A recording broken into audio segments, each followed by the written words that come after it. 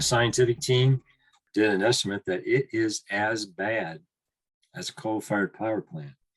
It backs up Lake Mead, which is a massive, it's the biggest reservoir in the United States. It's hot, it just bakes in the sun. It's just kind of a methane factory. And so, all of Southern California and parts of Arizona and parts of other parts of the Southwest US get electricity from Hoover Dam, which is a massive greenhouse gas emitter, as bad as a coal-fired power plant.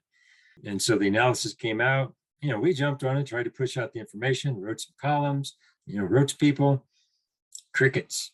No one cares. They pretend like it doesn't even exist.